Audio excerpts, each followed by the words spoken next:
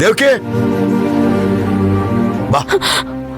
ಅಯ್ಯೋ ಸ್ವಾಮಿಗಳೇ, ದಯವಿಟ್ಟು ಬೇಡ, ಸ್ವಲ್ಪ ಸಮಾಧಾನವಾಗಿರಿ. ಬೇಗ್ರೆ ಬೇಗ್ರೆ ಹಾಗೆ ಮಾಡ್ಬೇಡಿ. ಕೃಷ್ಣ ಕೃಷ್ಣ ಕ್ಷಮೆ ಕೇಳು. ಬೇಗ ಕ್ಷಮೆ ಕೇಳು, ಮನೆ ಬಿಟ್ಟು ಹೋಗ್ತಾ ಇದ್ರೆ ಕ್ಷಮೆ ಕೇಳು. ಸರ್ ದಯವಿಟ್ಟು ದೇವ್ಕಿ ಅವರೇ, ದೇವ್ಕಿ ಹೇಳಿ. ನೀವಾದ್ರೂ ನನ್ನ ಮಾತು ಕೇಳಿ. ದೇವಕಿ ಅವರೇ, ದೇವಕಿ ಅವರೇ ನೋಡಿ. ನಿಮ್ದಮ್ಮಯ್ಯ ನನ್ನ ಮಾತು ಕ್ಷಮೆ ಕೇಳು.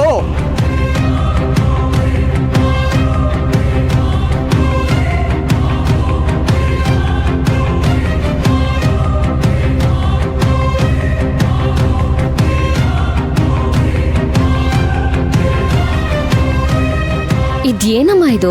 ಈ ಪೀಡೆಗಳು ತೊಲಗ್ತಿದ್ದಾರೆ ಅನ್ಕೊಂಡ್ರೆ ಹಿಂದೆನೆ ಹೋಗ್ತಿದ್ದಾರೆ. ಆಟ ಇಲ್ಲಿಗೆ ಮುಗೀತು ಅನ್ಕೊಂಡ್ಯಾ? ಇಲ್ಲ, ಅಲ್ಲಿ ಮತ್ತೆ ಸ್ಟಾರ್ಟ್ ಆಗತ್ತೆ. ನಾವು ಎಷ್ಟು ಹುಳಿ ಹಿಂಡಕ್ ಸಾಧ್ಯನೋ ಹಿಂಡು ಬಿಡೋಣ. ಬಾ ನಡಿಯೇ. ಬೀಗ್ರೆ ಬೇಗ್ರೆ ಬೀಗ್ರೆ, ದಯವಿಟ್ಟು ನಿಂತ್ಕೊಳ್ಳಿ. ದೇವ್ಕಿ ನನ್ನ ನಿಂತ್ಕೊಳ್ಳಿ. ಮಾತು ಕೇಳಿ. ಒಂದ್ ನಿಮಿಷ ನಿಂತ್ಕೊಳ್ಳಿ ಪ್ಲೀಸ್. ನನ್ನ ಮಾತು ಕೇಳಿ please. ದೇವ್ಕಿ ನೋಡಿ, ಮನೆ ಬಿಟ್ಟು ಹೋಗ್ಬೇಡಿ. ಏನ್ ಮಾಡ್ತಾ ಇದ್ದೀರಾ ನೀವು?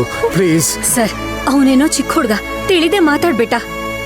ಅದನ್ನೆಲ್ಲ ನೀವು ಮನ್ಸಲ್ಲಿ ಇಟ್ಕೊಂಡು ಮನೆ ಬಿಟ್ಟು ಹೋಗ್ತೀನಿ ಅಂತ ಮಾತ್ರ ಹೇಳ್ಬೇಡಿ ಸರ್. ದಯವಿಟ್ಟು ಅವನ ಪರವಾಗಿ ನಾವೆಲ್ಲರೂ ನಿಮ್ಮ ಹತ್ರ ಕ್ಷಮೆ ಕೇಳ್ತೀವಿ. ಕ್ಷಮಿಸ್ಬಿಡಿ ಸರ್. ಹೌದು ಬಿಗ್ರೆ, ತಿಂಡಿಗೆ ಅಂತ ಒಳಗ್ ಕೂತಿದ್ರಿ. ತಿಂಡಿ ತಿಂದೆ ಹಾಗೆ ಹೋಗ್ತೀರಾ? ನೀವ್ ಮೊದ್ಲು ಒಳಗಡೆ ಬನ್ನಿ, ಒಳಗ್ ಅಮ್ಮ, ಬನ್ನಿ. ನನ್ನ ಮನಸ್ಸು ಹೊಟ್ಟೆ ಎರಡು ತುಂಬೋಗ್ಬಿಟ್ಟಿದೆ. ಏನು ತಗೊಳಕ್ಕಾಗಲ್ಲ, ಯಾವುದು ಖಾಲಿ ಇಲ್ಲ, ಎಲ್ಲ ತುಂಬೋಗ್ಬಿಟ್ಟಿದೆ. ಬೀಗ್ರೆ, ನಾನೇನಾದ್ರೂ ನನ್ನ ನಡತೆಯಿಂದ ನಿಮ್ಮನೆ ಒಡೆಯುವಂತ, ನಿಮ್ ನೆಮ್ಮದಿನ ಕೆಡಿಸೋ ಕೆಲಸ ಮಾಡಿದ್ರೆ ದಯವಿಟ್ಟು ಕ್ಷಮಿಸಿ. ಅಂತ ಕೆಲಸ ನಾವ್ ಯಾವತ್ತೂ ಮಾಡಲ್ಲ. ಬೇಡ ಬೀಗ್ರೆ, ದೇವಕಿ ಬಾ. ಹೇಯ್ ಪುಟಿ, ಯಾಕೆ ಮಾಡ್ತಾ ಇದ್ಯಾ? ನೀನ್ ನನ್ನ ಮಗಳು. ಇನ್ಮೇಲೆ ಈ ಮನೆ ನಿಂದು. ಈ ಮನೆನ ನಿನ್ನನ್ನ ಸಂಭಾಳಿಸೋ ಜವಾಬ್ದಾರಿ ನಿಂದು. ನಿನ್ನೆಲ್ಲ ಶಕ್ತಿ ಇದೆ, ಸಂಭಾಳಿಸು ಸಂಭಾಳಿಸು. ಸರ್, ನಮ್ಮ ಮಗಳು, ನಮ್ಮ ಮನೆ ಬೆಳಕು ನಿಮಗೆ ಕೈ ಹಾಕ್ತಿದ್ದೀನಿ. ಅವಳನ್ನ ಚೆನ್ನಾಗಿ ನೋಡ್ಕೊಳ್ಳಿ, ಚೆನ್ನಾಗಿ ನೋಡ್ಕೊಳ್ಳಿ. ಅಯ್ಯೋ ಬೀಗ್ರೆ, ಬಾ ದೇವಕಿ, ನನ್ನ ಮಾತು ಕೇಳಿ.